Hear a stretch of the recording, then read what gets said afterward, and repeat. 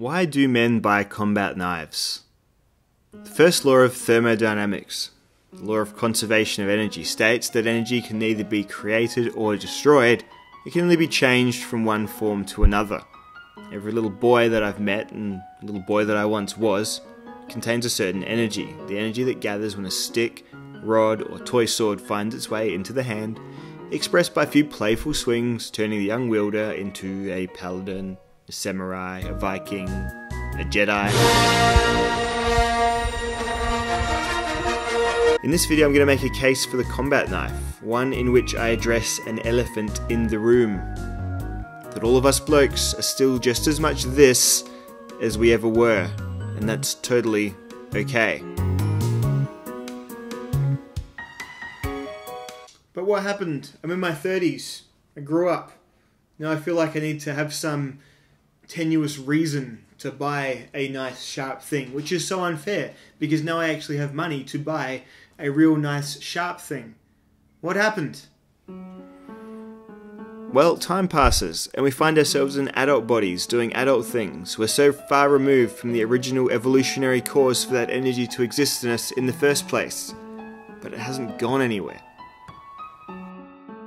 If our 200,000 year history of being in our current form was compressed into a single day, the amount of time with the life of an average male doesn't involve wielding a tool against another life form is the equivalent to the last 10 minutes of that day. As technology enabled the few to grow food for the many, the remaining many were, happily, able to devote this previous food gathering time to cerebral pursuits, an economy where a person's time and not just his physical labours and food production was born. The birth of the age of the workplace. Explain how. Money can be exchanged for goods and services. Woohoo! So the human world has changed drastically.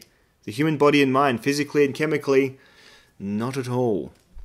So these primitive energies we mask with social mores and day jobs and entertainment.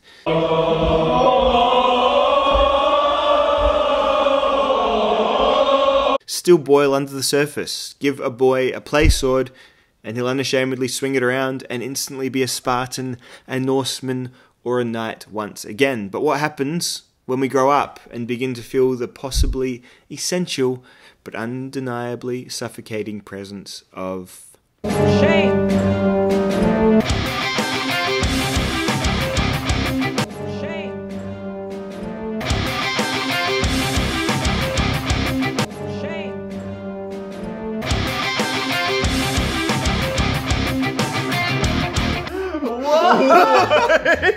Truth is that no matter what kind of adult you become, this energy is still in you.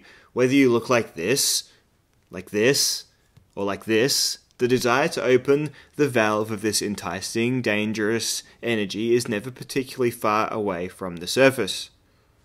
So at what point did we all agree to start keeping it in, smothering it entirely? So this is my combat knife. It's the Half-Breed Blades large infantry knife. It's incredibly well made, very well put together, and I love it. But I think about it and it's funny, it's a knife that it's made for guys like me. So people with something of a disposable income. People who have access to the internet and niche marketing to even come across such a blade in the first place. But also people who aren't such a warrior already that I have my own tried and true, sheath fixed blade on my hip. I don't need no new knife. I got Sarah here. She's been on my hip since the Battle of Helm's Deep. Therefore not needing another. So the knife is made for me, but why? I'm a male in Australia, between the ages of 25 and 44. As a wild animal, statistically speaking, my primary predator is myself. I'm quite happy, so me personally, probably not suicide. But there's a fair risk of diabetes from my late night raids on my kids' lunchbox snacks. But what thing's dangerous? I can't see any malady on the chart for any age group where the antidote is 7 inches of K110 tool steel, apart from maybe the assault in the 15 to 24 age group. And even, let's play devil's advocate with that age group. You've got assault caused by another aggressive male being listed after yourself, probably yourself or another accidental idiot, and probably yourself or another accidental idiot. So even starvation or elemental exposure, another old-timey cause of death, long since abolished. Those were the days, hey?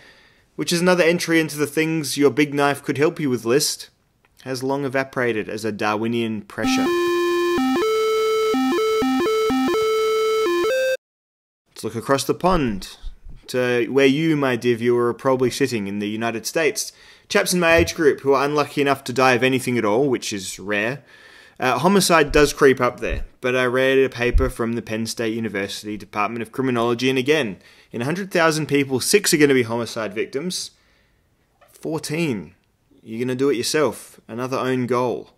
Invariably across safe westernized nations, own goals are still at over double the incidence of someone else doing it. But if we're making decisions based on numbers, and we're all practical, pragmatic fellows, why are there thousands of survival channels on YouTube? How to fight with a knife, how to defend against everything.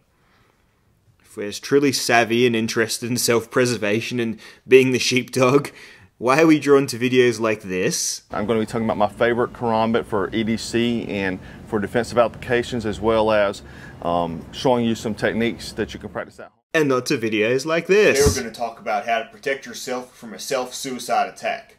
Now, the first thing you want to do is, when you're feeling sad about something, don't mask those feelings with drugs or alcohol. You need to go and have a talk with someone and get your feelings out in the open. Nothing helps your problems like shining a light on them. Let's do that. I need to speak with someone. Oh, hell no, you don't make films about topics like that. You make things about lighter subjects like killing your neighbors over a can of beans because the rule of law has evaporated due to massive financial collapse. On this channel, we're going to help you avoid several highly specific causes of death.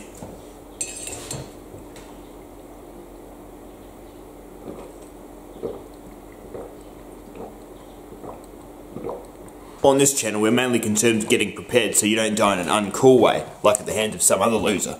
No one's going to kill me, but me!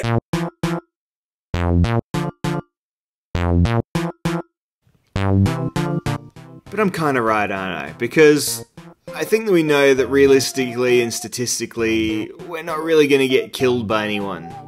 Really low chance of it, but it's a great way to add some adult legitimacy to things that we used to do all day as kids. Playing with super fun sharp things, scratching our primal itches. We're adults. Our super fun sharp things can actually be real and sharp. Primal itches take many, many more years of technologic and social maintenance to actually leave our psyche and our bodies. So what is the point of this video? That's a good question. I don't know. I've just been thinking about the characters that we feel like we sometimes have to play to give ourselves permission to really indulge in this hobby, especially when it comes to something a bit more abstract to everyday use, like a combat knife that indeed can be in excess of several $100s for a really nice one.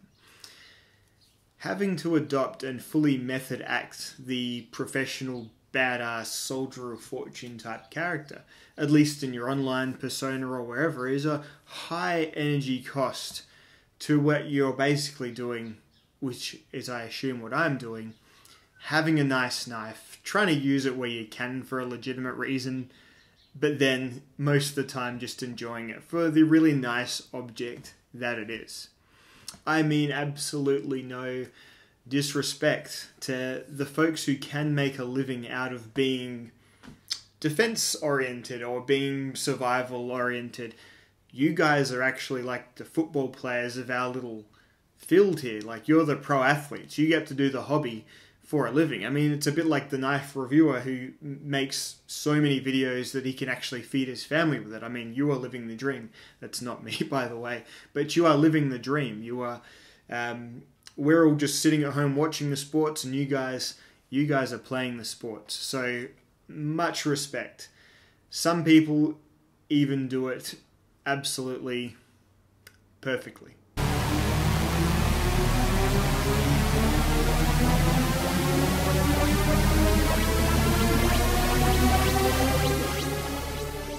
Hi, I'm Lynn Thompson. Today I want to talk to you about our Swiss halberd. Fucking Lynn Thompson. If he isn't the world's happiest man, then there must be some serious counter darkness in there, some deep shit, because this guy has it right.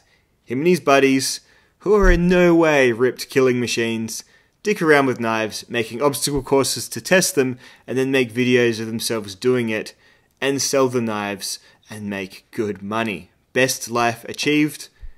Thrust, hack, and hook and drag. Absolutely. So there we are, my friends. Whether or not you are a real or pretend tough guy, whether or not you really use your shit, or whether you just rub your hands in some dirt and then put it next to your car as if you changed your oil with a Sebenza.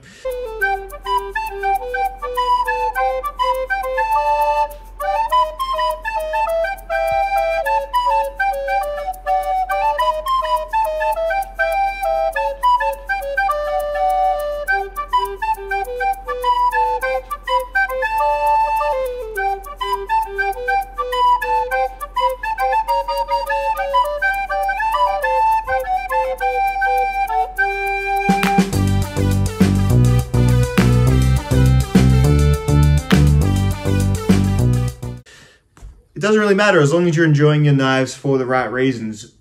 All I guess I'm saying in this video is that I suspect a lot of those reasons boil down to recapturing that feeling that we used to get when we were little. And the coolest thing about now is we're all grown-ups. We don't have parents saying that's too dangerous, so you can kind of do what you want. So live free, live large, and enjoy your knives, I guess is the motto of this story. And if you'll excuse me, I have some knife to do right now.